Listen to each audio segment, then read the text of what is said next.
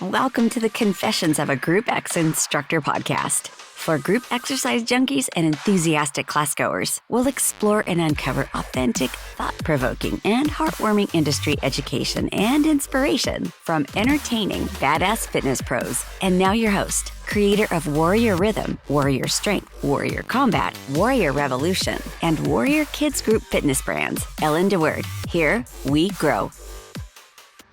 We are back for part 2 with Kate Lombardo, director at YOGARENEW. Kate, thank you for coming back on. Thank you. I'm so excited to continue this conversation. Yes, we're still in our same clothes. It's the same day for us. 1 week later for them. Yes, I love that.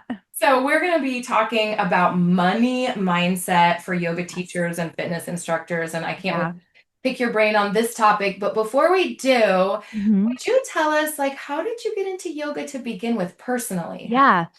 So I talked a little bit about this on last week's episode. So if you haven't listened to that, you can jump back on first. But so when I was 22, my lung collapsed, and that turned my whole life upside down. And in the healing process of that, I was just I was so lost, I think, because I had been so healthy and I had no idea why this would have just happened. And I was really young and out of college, and I hadn't ever really I had faced challenges, but true adversity, I was I just didn't realize it was possible for things to come down so quickly.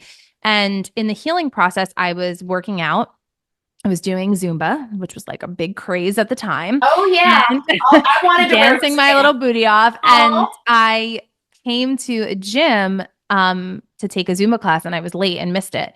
And so in the room next door, there was a yoga class happening. And I was I guess I'll just hop into this class because I'm here, so I might as well. And group fitness, as opposed to just doing my own thing, has always just served me better.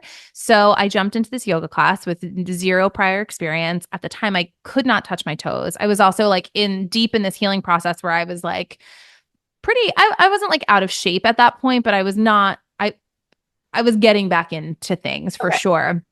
And I had no experience with yoga. And so, didn't know any of the poses. I was, it's so much of follow left, right. And I was I have no idea what I'm doing. And I'll be honest that I was kind of a disaster. It was not, it wasn't that I was following along great, but I remember getting to the end to Shavasana, and the teacher kept talking about okay, it's time to focus on your breath. You're going to use your breath to help you relax.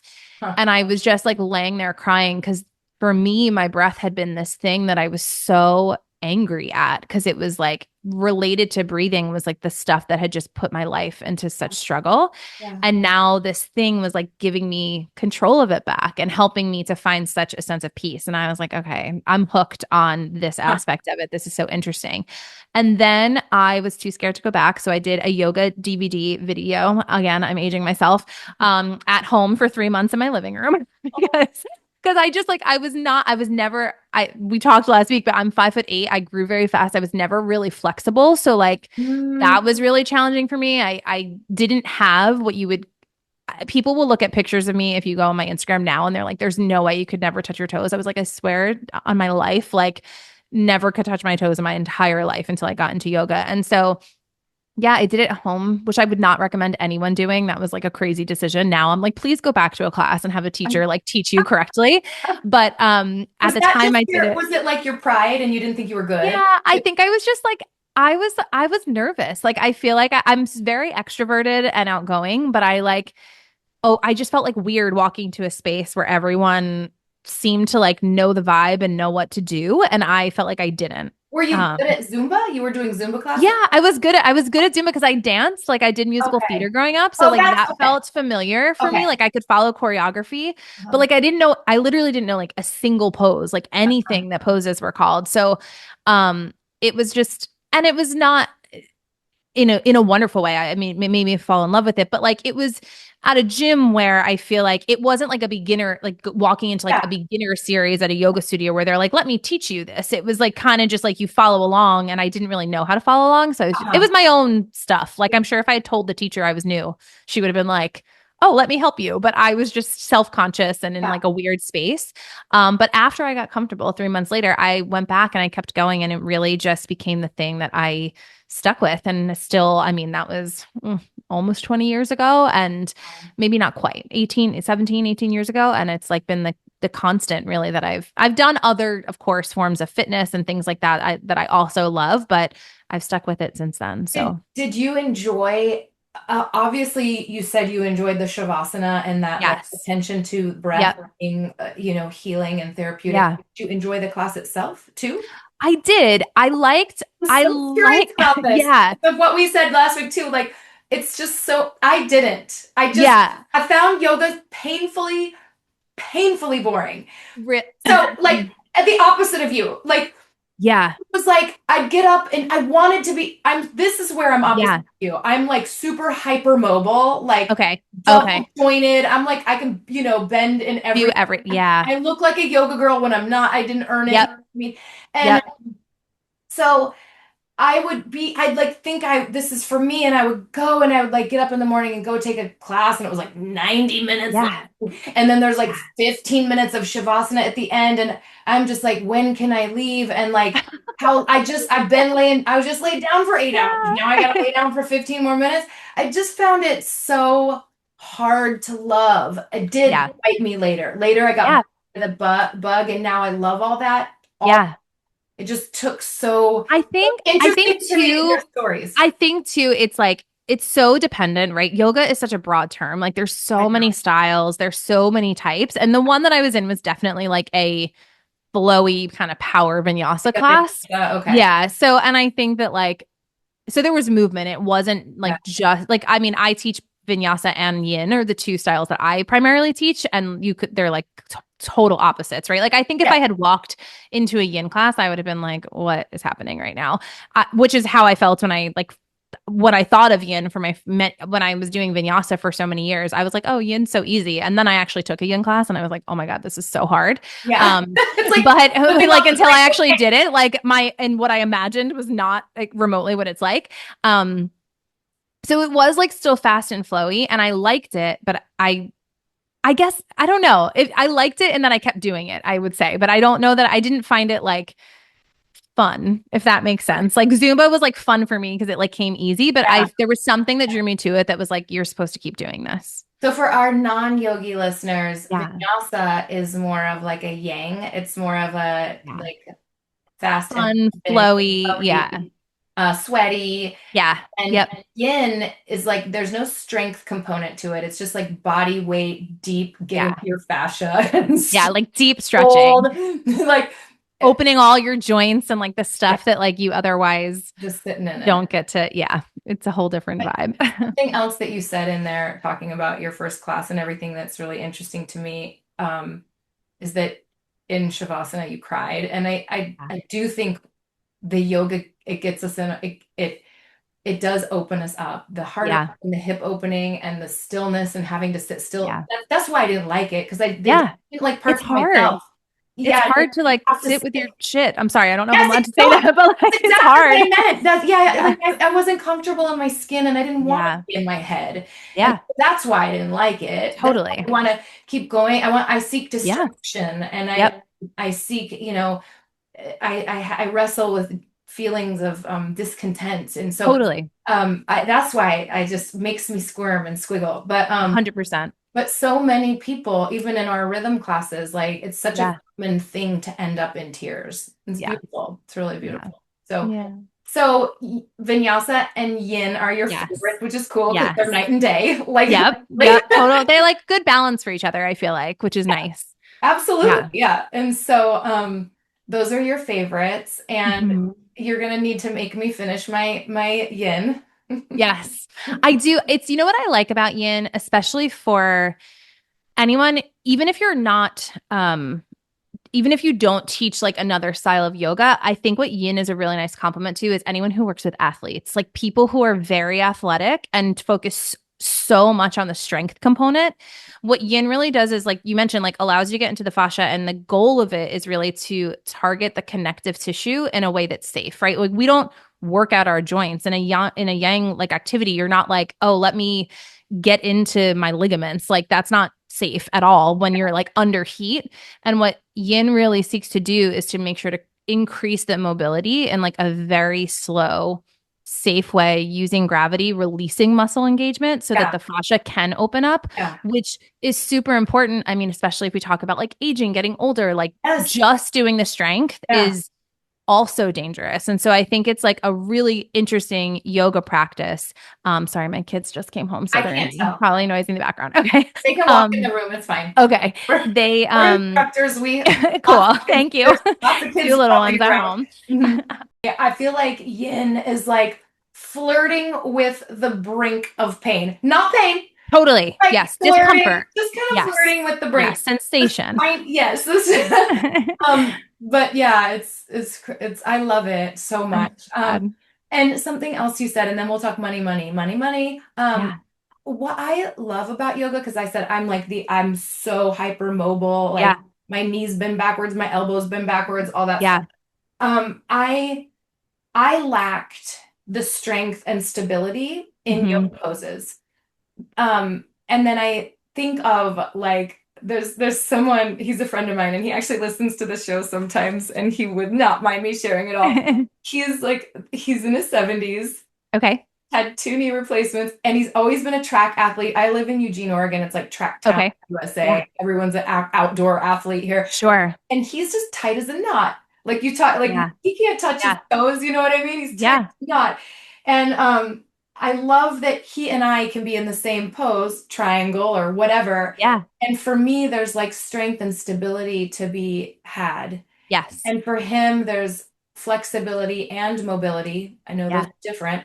To add. And like, so whatever you are and whatever your body's like and whatever you're bringing to the table, wherever you are, where you are. Yeah. Yes, it meets you where you are. And every pose can challenge you if you lean into that piece that you need. Totally. So it's a practice that's so much about balance, right? And it's supposed to evolve with you as you get older and your body, or, as things happen, and like it meets you. Like after I had my kids, it felt very different at first than like when I had, like before I got pregnant, and I think, but it was still there in some way to just like hold you in whatever space you need it, which is so like, that's why I love it so much.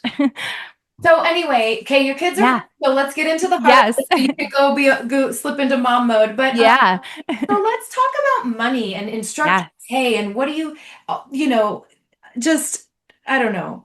All the things I know. What is your money mindset? You're entrepreneurial. I'll say right now, I think instructors are underpaid, and we love what we do so much. We're all like, I'll do it for free because it fills my heart. So it's true. I think so. My biggest thing, and it's a topic I've been speaking about more recently, and I want to start by saying I can't believe it's a topic that I'm now like leaning into speaking about in so many ways, because I was the girl that if you wanted to talk about money or budgeting or anything, like my husband would be like, we need to sit and go over our budget. And I'd be like, I'm going to just start crying. I can't talk about money. Like it stressed me out so much. I've been, as I shared, all the lung collapse stuff, medical bills, like I've been in such debt and so broke. Oh yeah. And that's like a whole thing. Like I know what it is like to be in that scarcity mode. And there's so much fear wrapped up in the trauma of that experience for me. Yeah. And to be now like talking about money mindset is always like a crazy thing. But the more I've done so much work for myself throughout my entrepreneurship journey on my relationship with money. And I've just found over the last like few years, that's the thing. People, of course, they love to talk about yoga, but they're like, can you talk to me about this money thing and all this money work you keep mentioning? So it's just so interesting. But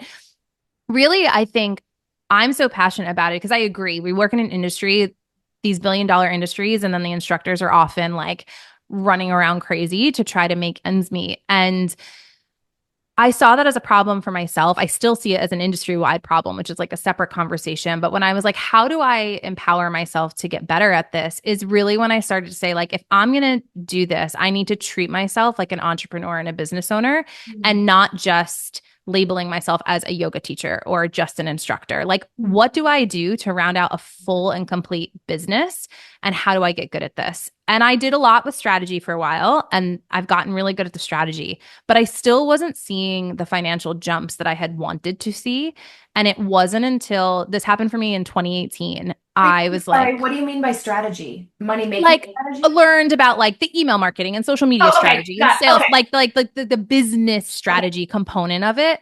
I got good at that, but I still wasn't seeing the results that I felt like I should have been seeing. And in 2018, I read this book that changed my life called it's by Jen Sincero called You're a Badass at Making Money. Oh. And have you ever read it? No, but I It's know so she good. wrote, doesn't she have a book? You are a badass. Yeah. Her Yeah. whole thing is like, so she has one that's specific to money. Okay. And I love that it's a female voice. Mm. She's funny. Like there was just something about it that clicked for me in a different way. And as I read it, I was like, oh God, like I have a really bad relationship with money. Like I am real stuck in scarcity mode.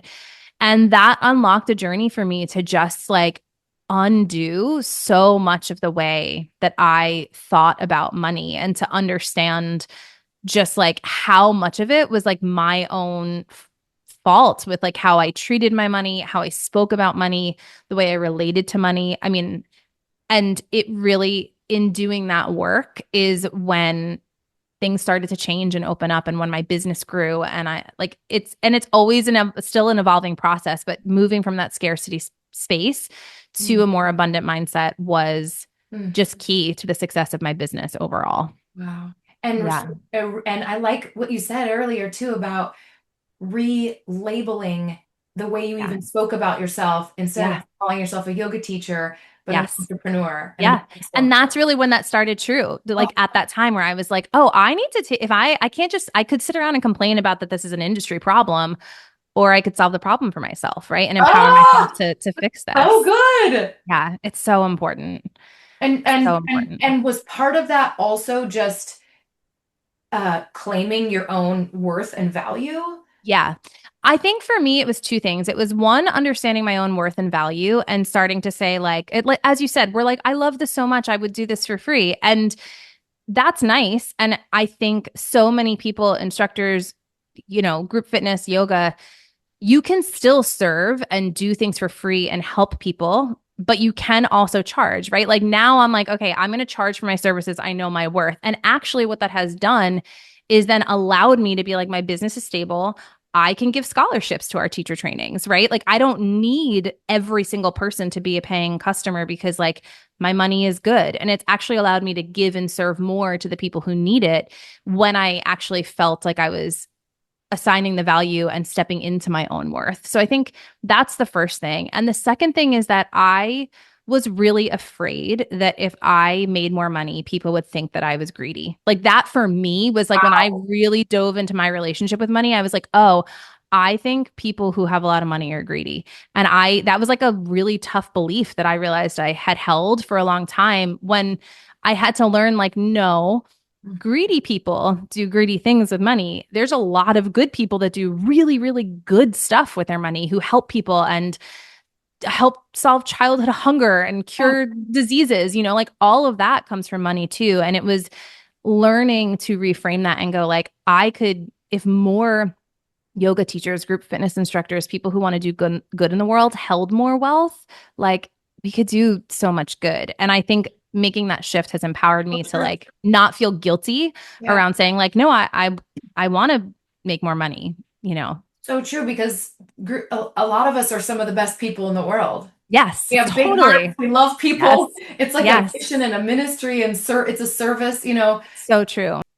I've been a yoga studio owner too. And we do our best to definitely pay our teachers. Like in our area, we're on like the higher end of what we pay our instructors. But there's also a problem for like small boats. I mean, this is like, I can get into all of my thoughts on this, but it's a challenge we're seeing in general, right? Like smaller boutique, small businesses, like rent prices have gone up. And it's not like the profit margins for a yoga studio owner or a Pilates studio or any of these places are huge, even as the business owner. So then it looks to this higher problem of how, for the small business owners, for the instructors, how are we making sure that people are able to be paid fairly? And for me, I mean, the number one thing I can say to anyone, and I'm sure all of your audience would agree, is like, pay the businesses directly. Like things where you're finding like discount pricing on fitness stuff, like half of it is going to these big billion-dollar companies and not to the people who are actually showing up and doing the teaching and putting the programming together. And that's a conversation that I think more people need to be aware of. And that's a societal issue in general, right? Of like being thoughtful about which businesses we're supporting. Yeah. Yeah. Thank you. That's great. I know you have a lot going on.